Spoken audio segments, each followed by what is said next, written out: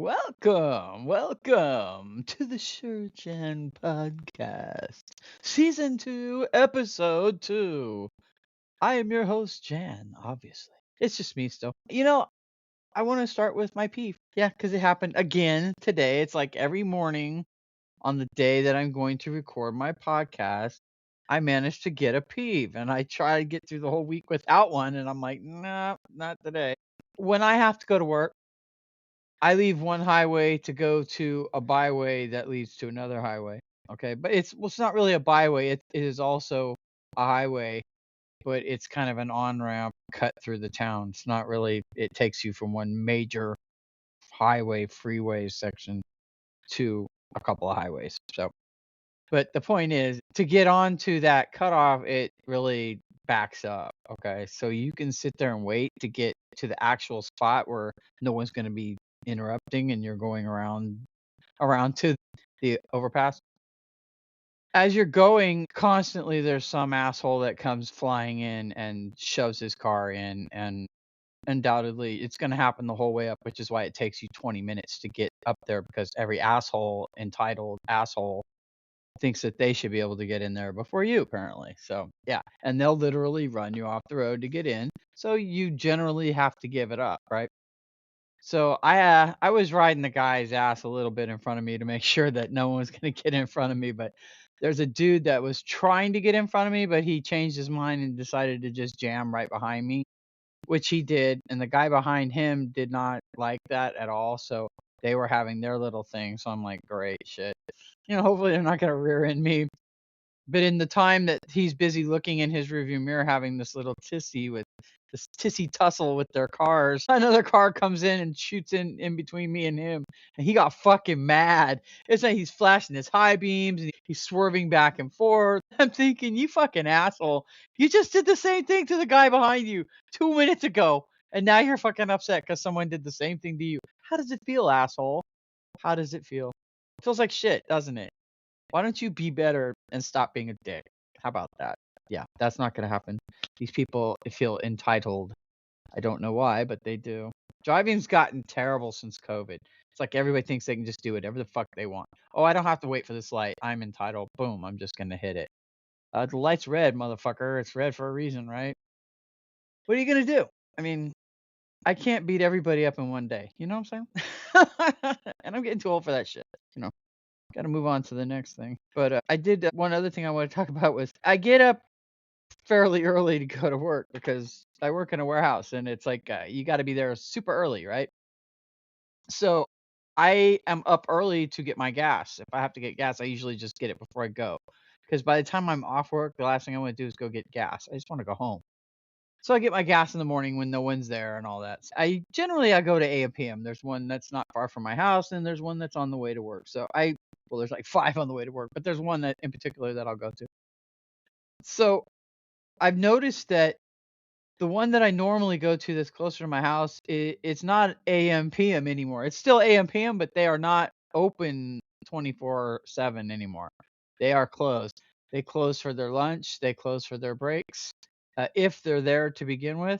And I've noticed that the last couple of times I've gone out and tried to use my card, it's like it's 4:30 in the morning, and I'm using my card, and it's telling me that my uh my chip isn't good. It can't read my chip, and then I need to go inside. And then I look up and it's all dark inside. I'm like, what the fuck? How am I supposed to go inside and get gas when there's no one there? I'm thinking, why does it do this? And it's done it probably 3 or 4 times to me, where it won't take it says, oh, your chip's bad, you got to go inside. And I'm like, what is this about? I was just wondering if that was some kind of a thing where it randomly does that to get you to go inside to maybe try to tempt you to buy more things. I don't know. Fuck. I don't know, because I went back over and just tapped it and it worked fine. Got my gas and left. I'm like, fuck you. But yeah, that was kind of weird. I don't know why it does that, but I mean, I understand why they don't stay open. I get it, man. We have a couple of liquor stores here. There's probably 3 or 4 of them. We call them stop and robs because they get robbed all the time, and they're like little corner stores. You know what I mean? They're right there on the corner, busy, and they just get robbed. But we call them stop and robs. So yeah, and now even they're open 24/7, but they lock their doors like from I think maybe midnight on till like 6 in the morning. They lock the doors. You gotta like tap on the door and they'll come let you in if they fucking feel like it. So yeah, I mean I don't blame them. Yeah, I don't blame them. Not at all. Not even a tiny little bit do I blame them for that. There was one other thing I was gonna say. Yeah, I like to take a thermos of milk. I'm obsessed with milk. I love to drink milk. So I like taking milk with me to work because maybe we'll have donuts or a Danish or or anything. I don't know. I eat cheese puffs there. I don't care. I'll take like a thermos full of milk and then I can just have my milk and eat with whatever my lunch or whatever. But every time I'm down to the last part of the milk, and I'll usually go to Costco and get it, so I get a 2-pack. So by the time I'm down to the first one, I don't worry about the very first milk that I go through. It's the second one that I worry about because I know that that one will be much closer to the expiration date than the first one, right? So I'm like, okay. So I've been like scanning it, and I'm like, yeah, I'm okay, I'm okay.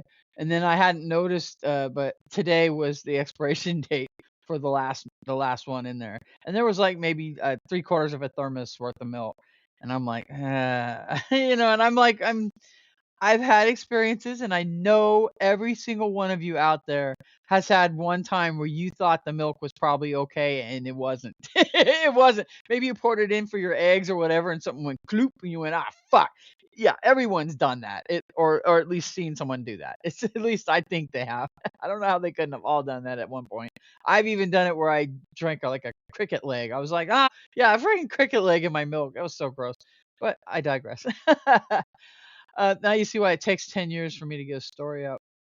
But yeah, the expiration date was today. So I wasn't too worried. And I gave it the smell test, where you take a whiff and if it doesn't make you gag, it's still good. But it didn't smell funky or anything. But you never know.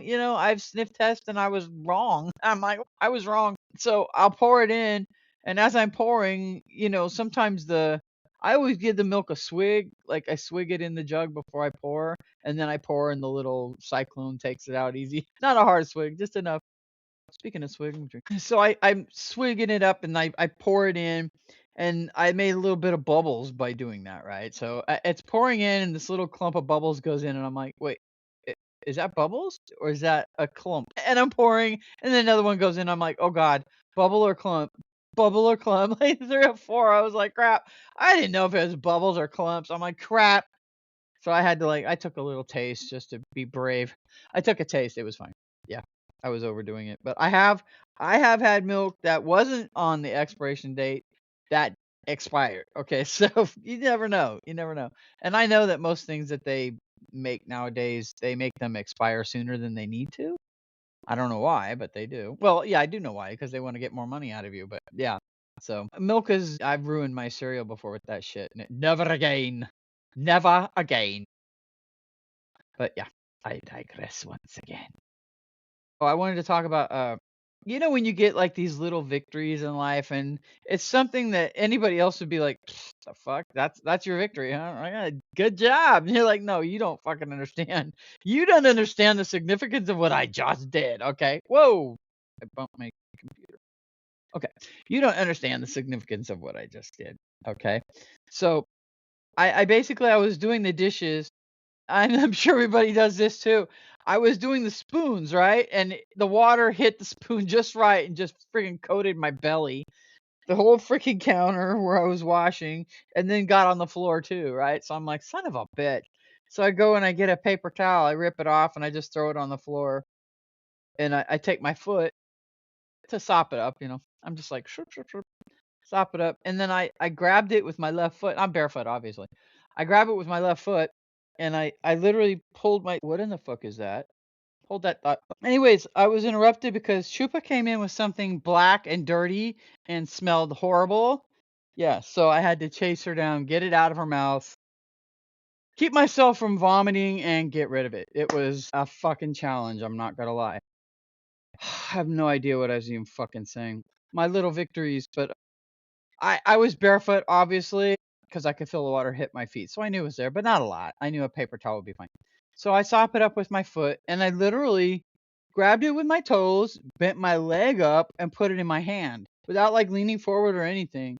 And I mean, when you go 45 years with a knee that you can't bend or do that with because I blew it out when I was 18. It was such I mean, I just did it. I didn't even think about it. I was like, "Oh my god." And then I realized that was freaking amazing. I was like, "Duh, I will take that, and I will count that as a small victory because I sure as fuck couldn't do that 45 years ago." So I was feeling pretty good about that.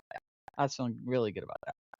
Until I was walking today, and then I pretty much felt like shit because my knee hurt like hell. I was like, "Oh!"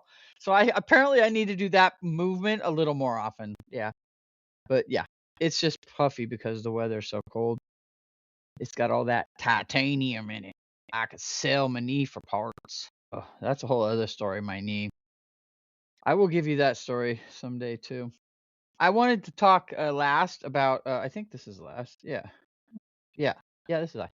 I wanted to talk about the last thing. I've been watching this TV show from the '60s. I think it was '65 to '66, and at 65 is when I was born. This was being put on TV when I was born, and obviously I adore it, and I can't watch enough of it. It's called the Thunderbirds, okay? And it's Thunderbirds are marionettes basically, and they have like all these little sets with ships and boats and aqua vehicles for like underwater space vehicles. They have a freaking space station that floats around the Earth, and they have a team called the International Rescues. I think it's International Rescue Squad or it's International Rescue. That's what they'll ask for, International Rescue. So basically, you get in trouble and you call for help. You just say International Rescue, and because they have a satellite space station, they can hear your message. So they can hear anybody asking for help. It's just really cool. And some of the things they're doing, it's supposed to be taking place in 2065. So they just basically, made it, 100 years ahead just to kind of make it more futuristic. It's just kind of funny where they thought we would be in 2065. But it's still kind of cool. It's just basically, I don't know if you know anything about it, but there's a dad and they're all his sons that help him basically run the station, and they have a home base. He's fabulously wealthy. He has a home base, and that's where they have like underground, and this is like very X-Men-ish, okay? And I'm not sure. I don't think X-Men came before Thunderbirds, but they could have. I don't know, 65. They had an underground like a base where they kept their ships, and they had big ships. They had two ships that could take off like at a vertical lift, and then they had the rocket that could go to the space station. They have all kinds of equipment to save people. It's really cool, and it's all marionettes, and they're all like little either remote or pulled by string vehicles. But the attention to detail is what I really enjoy about it. I mean, there is such attention to detail, like trying to make things to scale and trying to make expressions and make they buy you in. They really do. I recommend watching it. If you haven't watched it and if you have little kids, they'll love it, man. It's old school. They have like their British agent, Lady Penelope, and her driver, her chauffeur is actually like a little badass himself. So, but yeah, it's they go around and they try to stay anonymous and they just try to do good things, and it's just a cute show and I like it a lot. I'm almost done with it though. It's like maybe, I don't know, 50 or 60 episodes maybe. It has like a second season, but the second season isn't as long as the first season. It's one of those. But I do enjoy it, and I think that you would too. If you're my age, I think you'd enjoy it. Don't look at it and think, "Oh, silly puppets," because actually the stories are kind of cool, and there's a lot of villainy in it. It's you got to think of the time too. It's 65, so some of the things they're talking about are very futuristic, and they're kind of on point about some of it. So it's interesting. I liked it. Took me back a little bit, but yeah. Oh, I hear Chupa telling me it's time. Yep, look at that. It is time. All right. Well, I'm going to go smash something I got at Costco, and I will definitely share what it is because I've already eaten one and I could barely get to this podcast because I wanted another. It's blueberry cheesecake caramelized croissants. Holy cow, Costco. Holy cow. Oh my God, they're amazing. I mean, normally I'll go for their caramel apple strudel or their strawberry rhubarb strudel. Oh my God, that stuff's amazing. But they were out of both of those. Well, they weren't out of the apple strudel, but I hadn't tried. I hadn't even seen the blueberry cheesecake caramelized croissants. I mean, how can you go wrong there? It was so sticky and fabulous that I can't wait to have another. I need to open my brand new bottle of milk and put it in a glass and smash one. There we go. I'm gonna go scream at Chupa now. So adopt, don't shop. Don't forget to spay and neuter, and try to enjoy life this year and keep a positive mental attitude.